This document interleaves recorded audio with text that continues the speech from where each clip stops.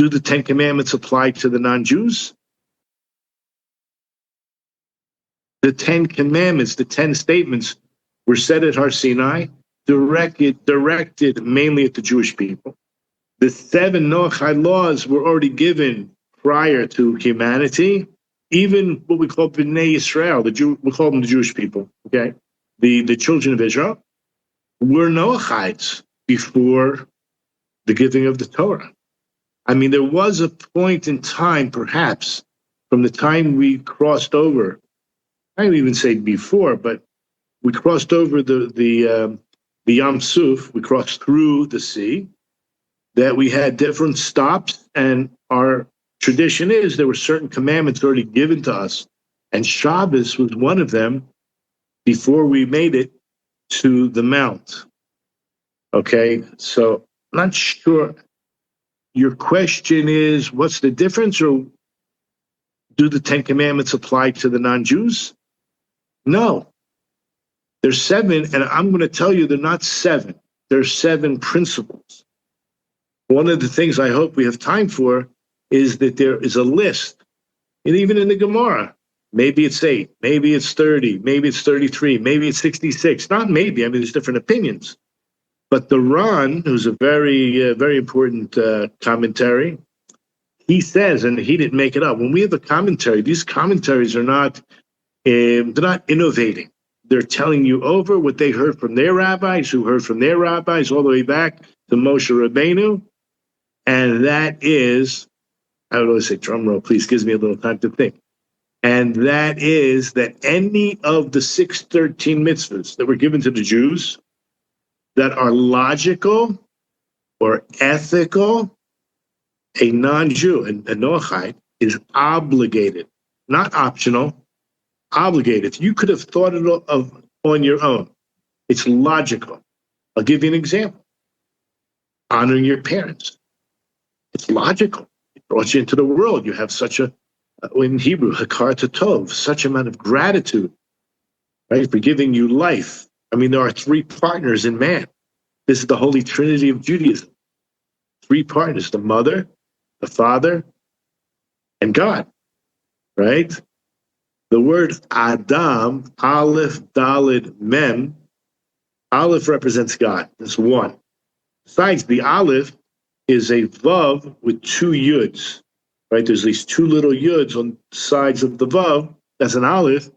The 2 Yuds are 10 each, and the Vav is 6, 26. God's name is Yud-Kei Vav-Kei.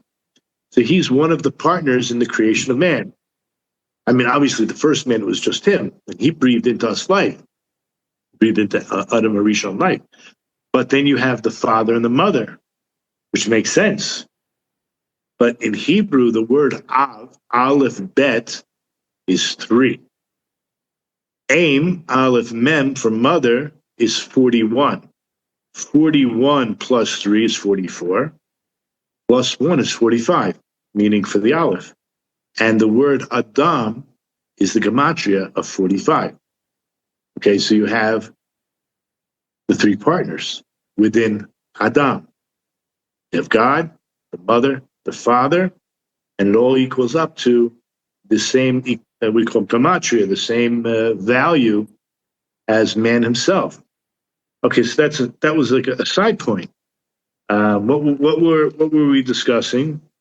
That there are different opinions about how many mitzvahs. The Ran says all rational and logical mitzvahs, and I mentioned about honoring your father and mother. There are many other examples, anything ethical. I have here a list. I have actually, I'll just tell you, if you look on Google, I'll mention the different sites that you could look up. Shmuel, if you just put in Google, Samuel ben Hophni, Hophni. So he gives a list, and he was an earlier, a Gaon from the Gaoni period over 1,000 years ago, and he gives a list. There's, if you just look up on Google, the 66 Noahide laws. And then you have another, if you look up, subdividing the 7 commandments, which leads into the idea that there are 7 major categories, and within them you have many subcategories. There's also a website called the Noahide Academy of Israel, and they list, I think, 90. But like I said, any mitzvah that is logical or ethical, mankind is obligated. And just to go back a little bit into the idea that Adam was given 6 and Noah was given a 7. By the way, how's an easy way to remember the 7? You want to hear it? 1, 2, 3, Aleph, Bet, Gimel, Dalet. As soon as you know, this is an acronym, right? God wants us to remember his Torah. He wants us to remember his instructions. So 1, 2, 3 represents the 3 cardinal sins.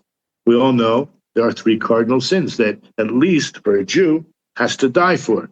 It may not be that a non-Jew has to die for, meaning if you were, let's say, murder, somebody put a gun to a Jew's head and said, murder him or I'm going to murder you, you have to bite the bullet and die. So these are called the 3 cardinal sins: murder, idolatry, and adultery. You should just know, for Jews, these are the 3 cardinal sins. And then you have Aleph, Bet, Gimel, Dalet. So these are part of the Noahide laws, not to commit idolatry, adultery, or let's say illicit sexual relations. Okay, so we have idolatry, adultery, and murder. So then you have Aleph, Bet, Gimel, Dalet.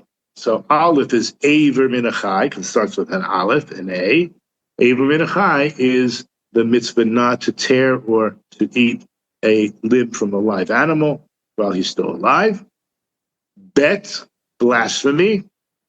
Gimel, Geneva, stealing. And well, when we say blasphemy, just you should know, we use the word, we say, you're not allowed to bless Hashem. It's a euphemism for, God forbid, say the curse, right? So bet is blasphemy. Gimel is Gimel, G, well, it's Geneva, stealing. And D is for dinim, to set up a system of justice. So maybe that's a good way. I don't know. Maybe you know this already. Just in case you just forget or you're getting old, whatever. It's a good way to memorize the Torah. This is your Torah, our Torah. And so back to the, I don't know if I answered your question. And what was your question? Were the 10 Commandments given to the non-Jews at Mount Sinai?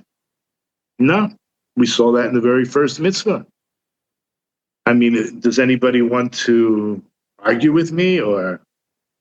Rabbi, can I ask you, in addition to this, when you mentioned that the 7 were additional on the 613 to make 620, then the 7 are repeated. And the 7 laws, even in extension, they make 60 or 90, are part, in essence, of the 613. So it's not of the 620. 7 is part of 620. They're not the same. They're really actually not the same. And I'll tell you why. I mean, they may sound the same. The words may be the same. But there are different ways that Jews and non-Jews observe those 7 principles. So, for example, maybe a hard pill to swallow. If a Jew steals, okay, what does he have to do? On one side, the siren, not just the ambulance. If a Jew steals, the Torah obligates that person, the Jew, to return the lost object. If he doesn't return the lost object, he has to at least return what we'll call the financial, what's the word? The value. He has to return the value. And if he lies and gets caught, and he's in denial, and they can prove he did it, so then he has to pay double. And if it's an animal, he may have to pay 4 or 5 times, depends what kind of animal. A non-Jew who steals has a much worse punishment. First of all, in a Jewish court, you need 2 witnesses for a Jew and warning. By the Noahides, it's considered as if they've already been warned. You have the Bible, you have logic. That's already a warning enough. But the Bible did warn you already. And God warned you through the Bible, through the Word, and you only need one witness. And the punishment is much worse. I don't have to get into it. The punishment is much worse for Noachide. In fact, in the Ten Commandments, when it says "do not steal," our tradition is that it's for kidnapping. When you steal a human being and ransom them off. So back to what your premise is. You're right. There's 620 and 613, and then there's 7 more. That actually equals 620. 620 is a crown.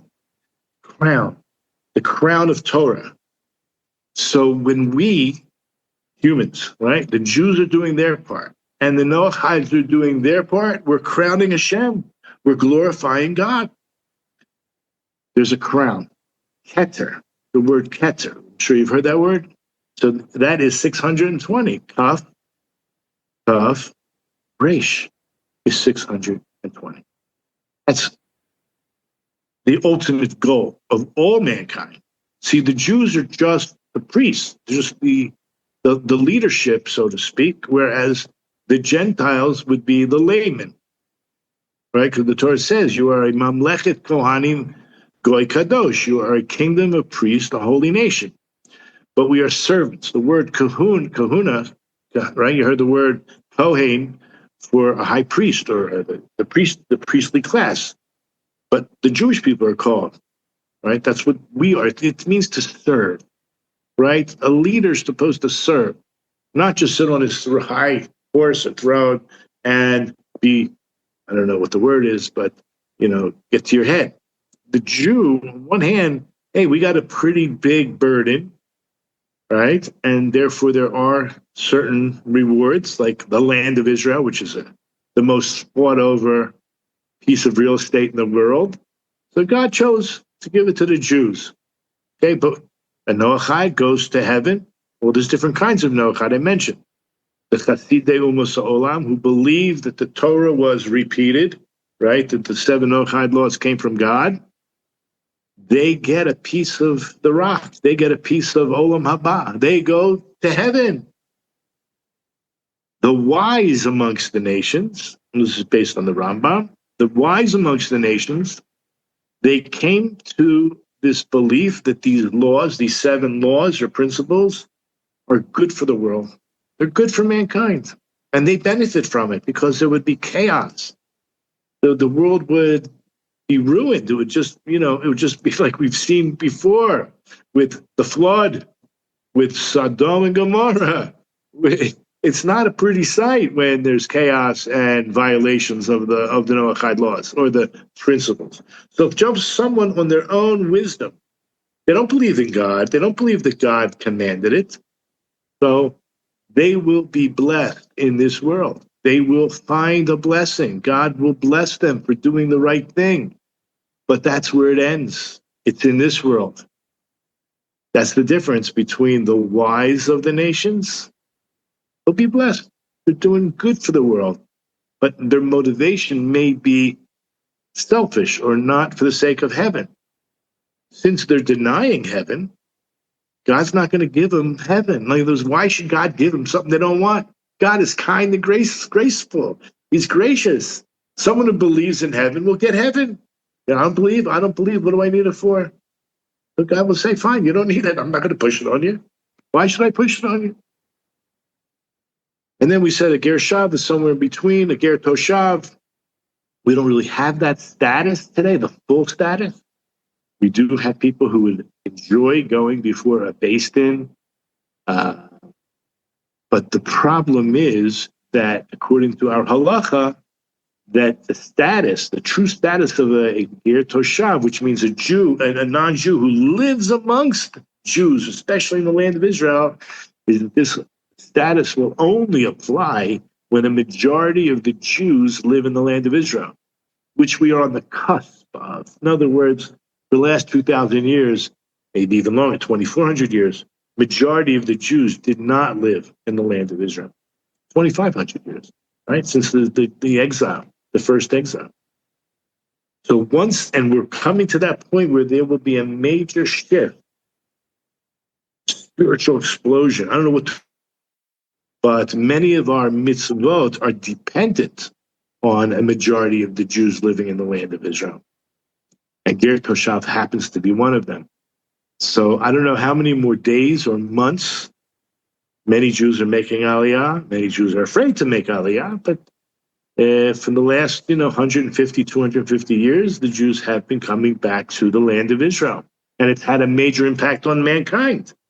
I'm sure that the social media, whatever you want to call it, the communications, has probably the most major impact on the world and how the message is getting across. But through our long exile, we've been exiled into the land of the nations, and we've had a tremendous impact. I mean, just as an example, I mean, even the Nazis said it was forbidden to murder. They just determined when it was permissible, but they made laws. Like, okay, I don't want to go into what they did. It was horrible, and what they did, but at least they had this law that if a Nazi officer did something that violated their laws, they would be held for murder. So back in the day, 2,000 years ago, just try to use your imagination, when the gladiators and the in Rome would be and they fed people to the lions, right? I mean, they don't murder. They took slaves, they took midgets, whatever, dwarfs. They took people who were mentally challenged and just put them in the ring and let them be torn asunder. So if you were like this, Jew guy and came up with this big sign, or let's say Noahide, and stood outside the Colosseum, said, "Do not murder. I'm protesting. I'm protesting. You can't do this." I think you'd be whisked away and put into the middle of the Colosseum for the next show. So there is an advancement of humanity. And what we see with the Noahide movement. I mean, the biblical term, the technical term is Ben Noach or B'nai Noach. It's a modern invention word. It doesn't matter. I don't like when people play semantics, but so the Noahide movement is taking the world by storm. I mean, I really believe that.